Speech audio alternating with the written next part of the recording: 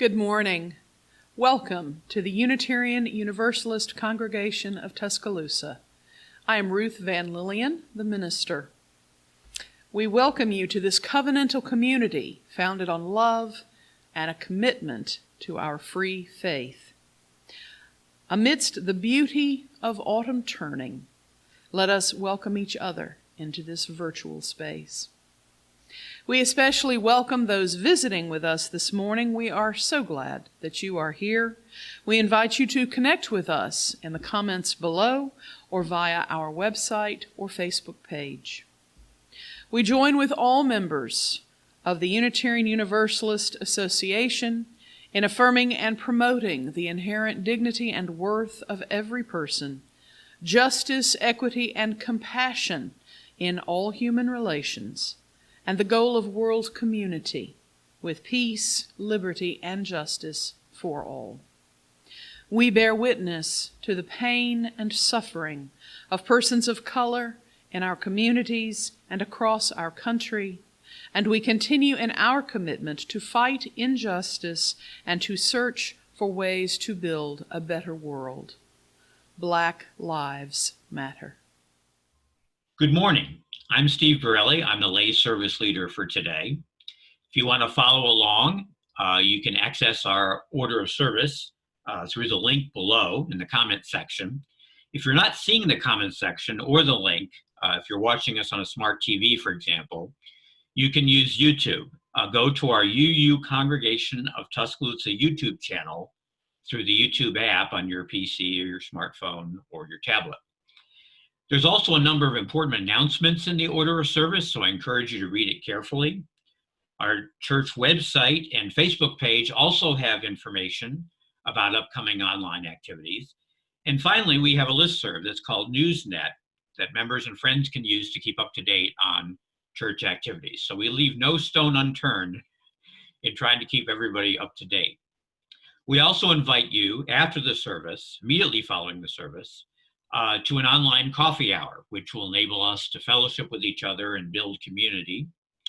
You can see the link for the online coffee hour, again, in the comment section below, or if you're on NewsNet, in the email that you received recently about today's service.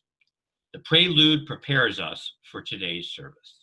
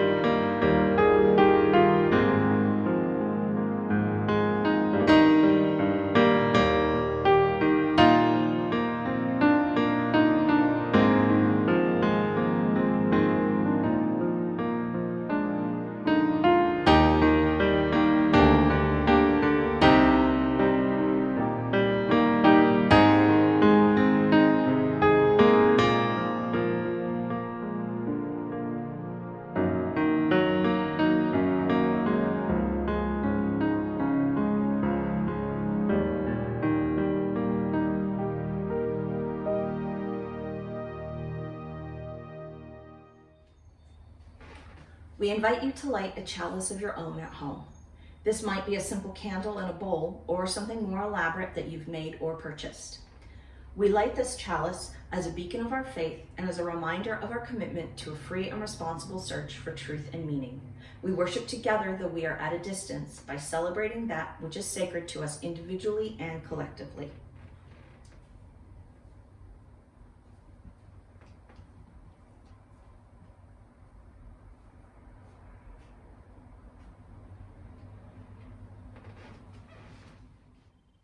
Good morning. Our opening words this morning are from Shel Silverstein. Diving board. You've been up on that diving board, making sure that it's nice and straight. You've made sure that it's not too slick. You've made sure it can stand the weight. You've made sure that the spring is tight. You've made sure that the cloth won't slip. You've made sure that it bounces right and that your toes can get a grip. And you've been up there since 5:30, doing everything but dive.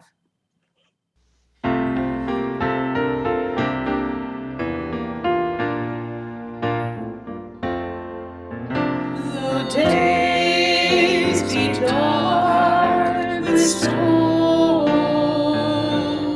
and burdens weigh my heart.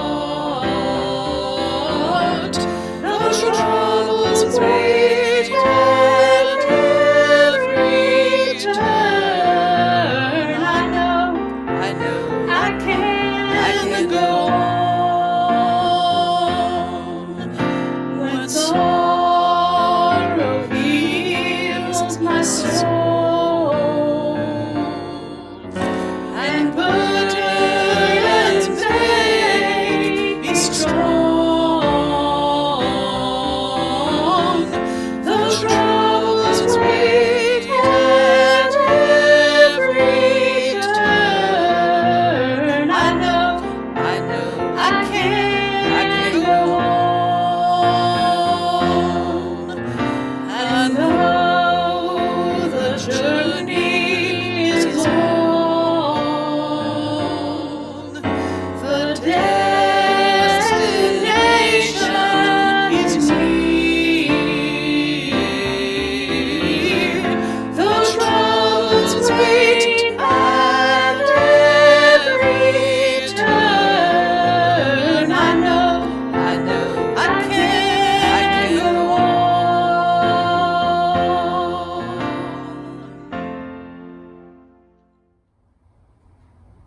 When we gather in loving community, we remember that we do not travel this earth alone.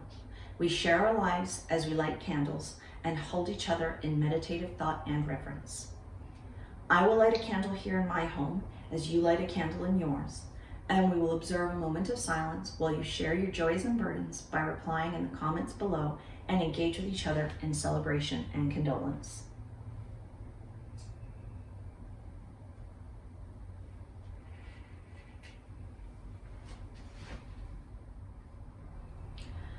I will now light a final candle for all burdens and celebrations shared in our virtual space and those that went unspoken. May the warm light of these flames bring us peace.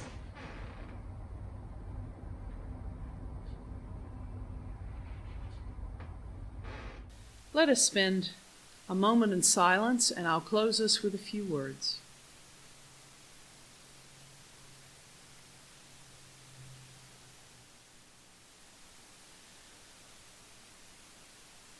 When life is chaotic, let us seek calm.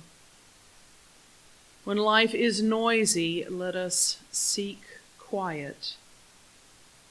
When life is uncertain, let us remember what we know. We know that we are connected in this community, that even apart, we are still together. Amen. Shalom. Blessed be.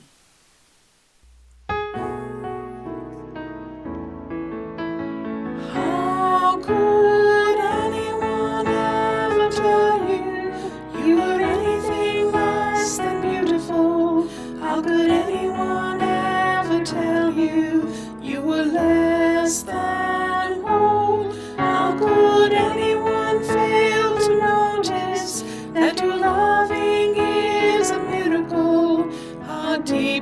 you're connected to my soul.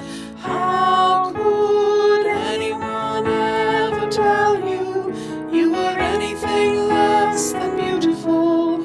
How could anyone ever tell you you were less than whole? How could anyone fail to notice that your loving is a miracle? How deeply you're connected to my soul.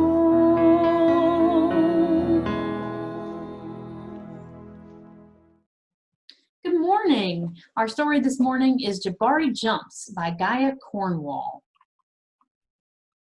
Jabari jumps.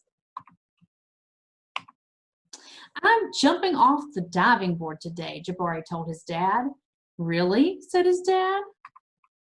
The diving board was high and maybe a little scary, but Jabari had finished his swimming lessons and passed his swim test, and now he was ready to jump. I'm a great jumper, said Jabari, so I'm not scared at all. Jabari watched the other kids climb the long ladder. They walked all the way out to the end of the board, as big as tiny bugs. Then they stood on the edge. They spread their arms and bent their knees and sprang up, up, up, and then they dove down, down, down, splash. Looks easy, Jabari said. But when his dad squeezed his hand, Jabari squeezed back. Jabari stood at the bottom of the ladder. He looked up.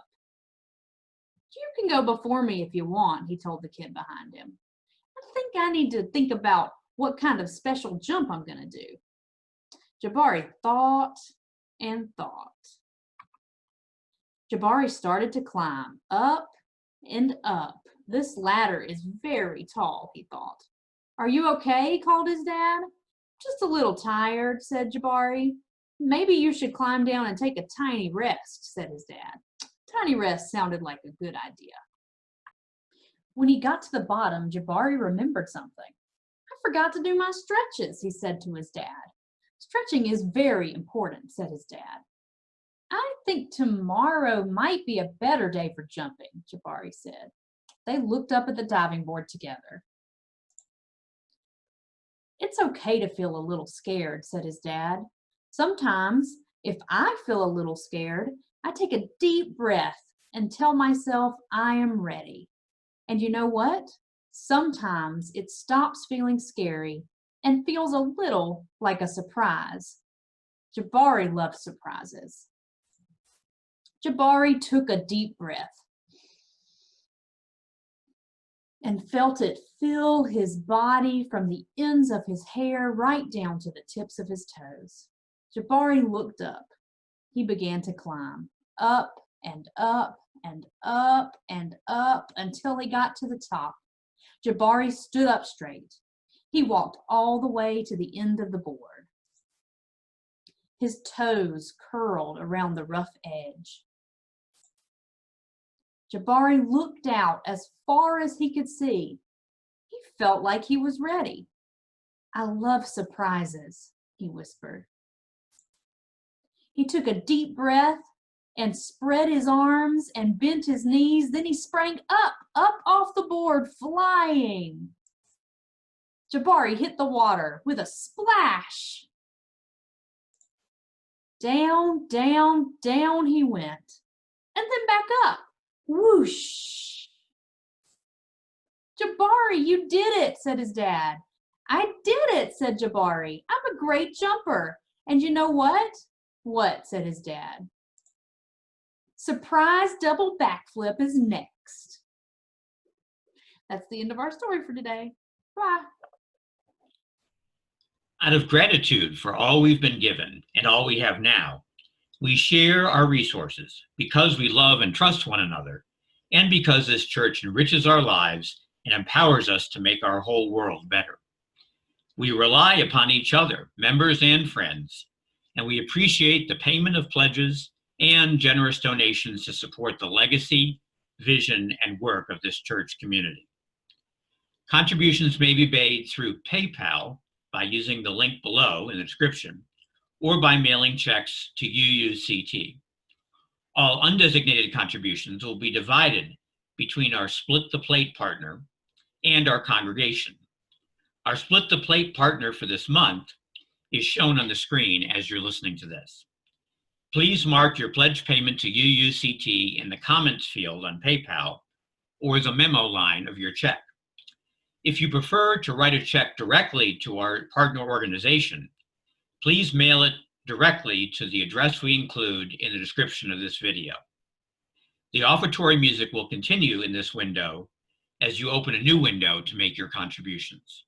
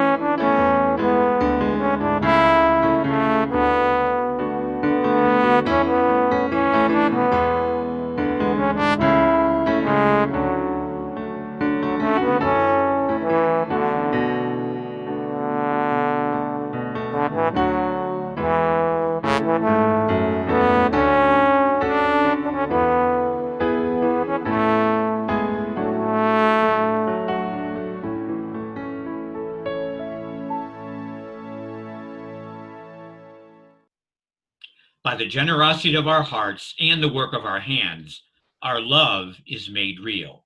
Thank you for your generous gifts. I'm going to be honest. This is weird and hard, and it's uncomfortable. I've written and rewritten this sermon a bunch of times. Nothing has felt right. It's just me and you in your living room, your car, your office, wherever it is you're watching this service. But here, it's just me, trying to remember to make eye contact with my camera. I've got no nonverbal cues so that I know I'm connecting, no nods and smiles of encouragement. I'm that odd kind of introvert who thrives on the energy of other human beings, and here, with my door closed and my family in bed, there is none. It's just you and me. But mostly, it's just me alone in my office, talking to myself, hoping that you'll be watching this in a couple of days and hoping I'll say something worth hearing. So here goes nothing. When I was in college, my favorite song was Watershed by the Indigo Girls. You know those songs that mark phases of your life? Watershed was one of those for me. I discovered it at a time when I really felt like I was coming into my own as what felt like a grown-up at the time. As the president of a gay straight alliance, caught in the Georgia Baptist Convention's crosshairs, I was staring down administrators and attempting to soothe distraught students. I was having to think on my feet and exhibit confidence in my decisions. Watershed was the soundtrack of my life at that moment. We don't have copyright permission for that song, or I'd sing some of it for you. Probably more than we have time for anyway, because I don't know if I could do just a little. But I will quote some for you. The refrain goes, "Up on the watershed, standing at the fork in the road, you can stand there and agonize till your agony's your heaviest load. You'll never fly as the crow flies, get used to a country mile. When you're learning to face the path at your pace, every choice is worth your while." There's so much meaning in these words, and don't get me started on the verses. But the part that always struck me the most, the part I found most meaningful, and that stirred me to action was, "You stand there and agonize till your agony's your heaviest load." Let's let that sink in. When you have a decision to make, when you've reached a watershed moment, you could stand there and agonize till your agony's your heaviest load. As a person with anxiety disorder, I really feel these lyrics. I know what it's like to feel buried under the weight of my own indecision, to stand still, playing out all the various scenarios, to attempt to know all the possible outcomes, to be so afraid of failure that I cannot risk success. I know what it's like, in short, to be my own worst enemy. Right now, we're in the middle of a global pandemic. Had you forgotten that? Of course you hadn't. As I said earlier, the very thing we're doing right now is weird. And it's weird because COVID has forced us apart, forced us into our own homes, left us unable to trust the air we breathe if we're breathing it with other people.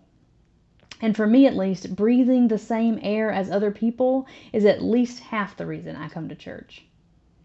To breathe together, to be together, to encourage and support each other, this is what church is. And COVID has taken it away from us. You would think with all the things we don't get to do anymore that we'd have some time to relax, some time for introspection, some time to recharge and grow. But instead, most of us are struggling.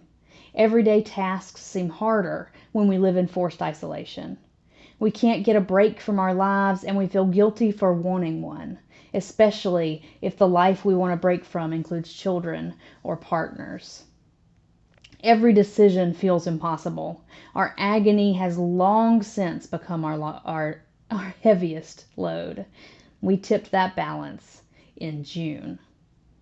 I don't know about you, but for me, this has finally dragged on long enough that I have trouble remembering the before. What was it like when my children could go to their friends' birthday parties? What was it like when I didn't eat every meal in my car? And this inability to recall the old normal in the face of the new normal makes it hard to imagine a future that is different either. The title of my sermon, The Next Right Thing, comes from Disney's Frozen 2. When one can see no future, all one can do is the next right thing, says Grandpappy, a soothsaying rock troll. He offers this advice to our heroines, Anna and Elsa, as they set off to find the truth about their nation's past. He cannot see what will come, and so they are on their own. They must make their own choices without the benefit of prophecy. Sound familiar? Grandpappy echoes the Indigo Girls. He tells the queen and the princess that they must not allow indecision to take over. They must only worry about their next step, and then the next one, but only one at a time. He doesn't tell them to do the big R right thing. He doesn't tell them to wing it. He says do the next right thing. Just the next one. Grandpappy is not the first to say something similar. Martin Luther King Jr. said, "You don't have to see the whole staircase, just take the first step." 2 Corinthians says we walk by faith and not by sight.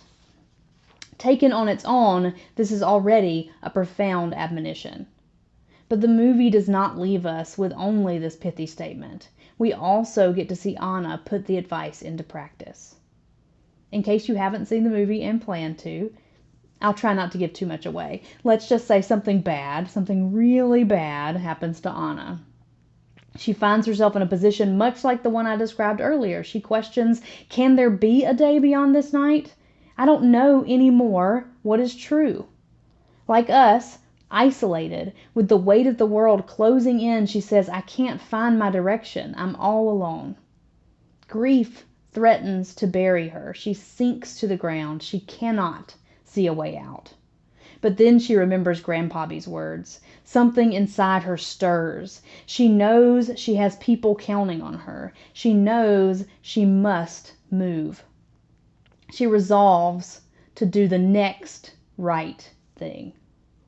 We are presented here with a slightly different take on that concept. It's not that Anna can't see the future. It's that she can, but doesn't want to. She knows that the bad thing that has happened will shape her entire life. There is no escaping her grief and isolation.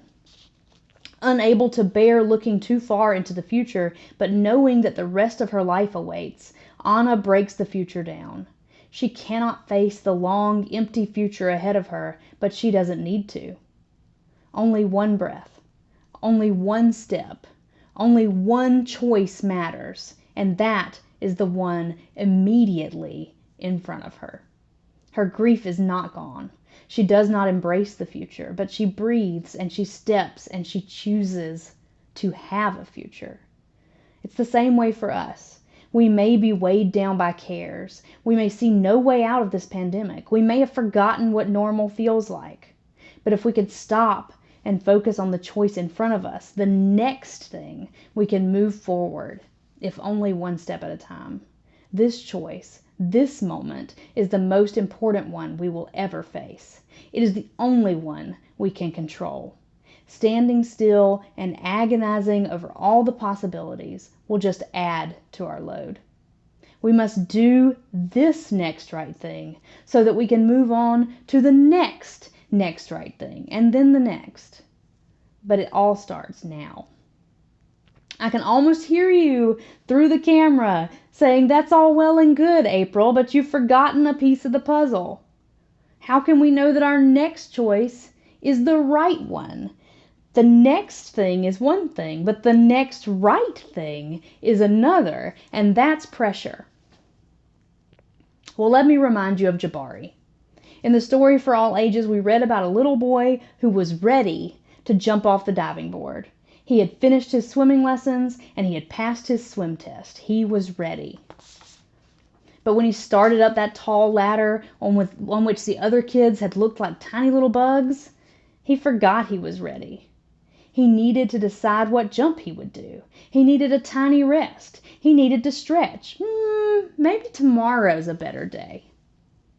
But his dad reminded him of something. He was ready.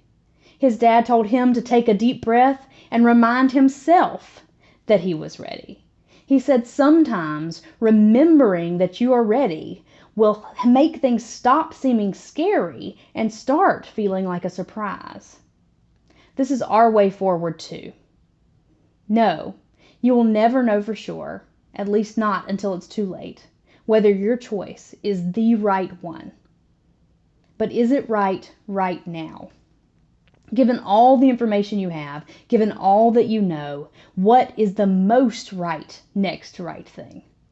You can agonize and research and try to plan for all the eventualities, but eventually you just have to trust yourself. You have to trust that you've done the work, that you've prepared, that you're ready. Even if these days the next right thing is just getting out of bed in the morning, it requires some amount of trust and resolve to tell yourself you can do it. You can face another day. You can climb up and up. You can stand up straight. And when you feel your toes curled around the rough end of the diving board, maybe, just maybe, it will feel less like something scary and more like a surprise. I was originally scheduled to give this sermon on March 15th, the week everything changed. For me, it was the week my uncle drowned, the last time I was in a crowd, the beginning of a new normal. Despite that, I bet some of you, maybe many of you, maybe all of you, are having trouble hearing this outside the context of the big decision now facing our congregation. You're not wrong. Whether we will sell our church property and embark on a new normal is a big question. But it's not a new one to us. We have agonized and planned. We have researched and considered. We are still doing those things. We are gathering information. We are still talking about what if. And when it comes time to make the decision, when that time comes, we will be ready. But we will need to remind ourselves that we are ready.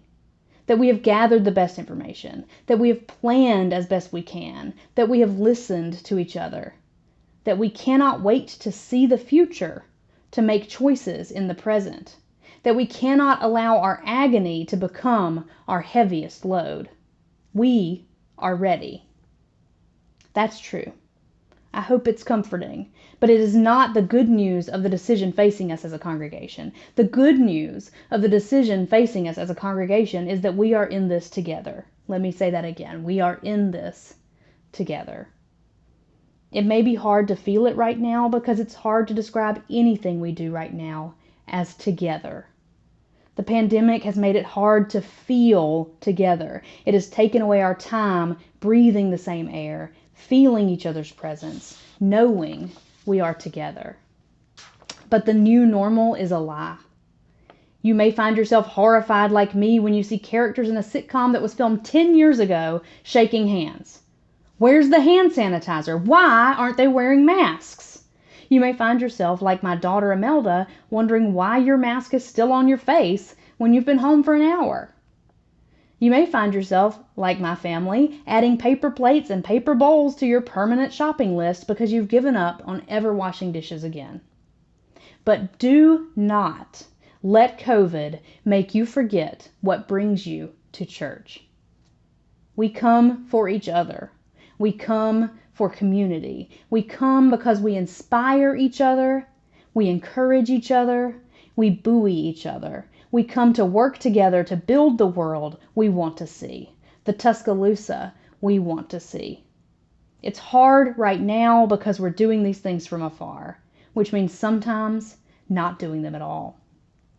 But if we lose sight of each other, if we lose sight of our common vision, it won't matter when the pandemic ends, and it won't matter whether we stay or we move. Right now, the next right thing is to be gentle with each other, to offer forgiveness and grace, and to remember that we're all struggling, we're all isolated, but we're also all together. Several weeks ago, Deb Crocker offered a sermon that I felt in my core. I cried, Deb. She said, we're all in the same room. She said we're all in the same storm. She said we're all in the same storm, but we're not all in the same boat. That's true. We've got different circumstances, and we're coping with varying levels of success. But regardless, I'd like to think that in this congregation at least, we're all in the same flotilla. We're keeping each other safe. We're traveling together, and we're rowing or motoring or sailing towards a common goal.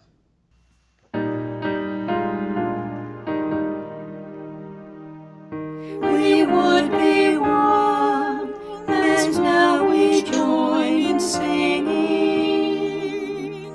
our hymn of love to pledge ourselves anew to that high cause of greater understanding of who we are and what in us is true.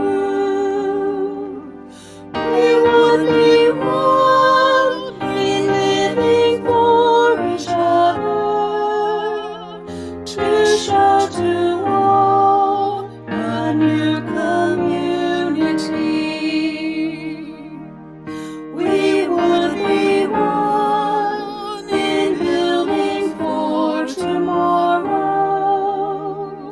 a nobler world than we have known today. We would be one in searching for that meaning which binds our hearts and points us on our way. As one we pledge ourselves to greater service, with love and justice strive to make us free. Please read with me the words at the bottom of your screen. As we extinguish this chalice flame, let us remember that we carry the light within ourselves, which brings healing to a broken world and hope for the days ahead.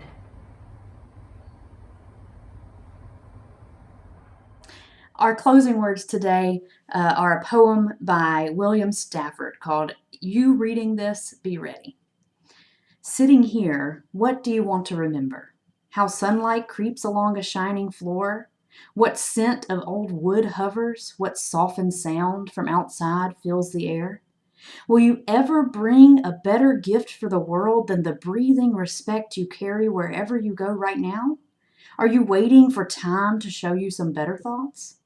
When you turn around, Starting here, lift this new glimpse that you found.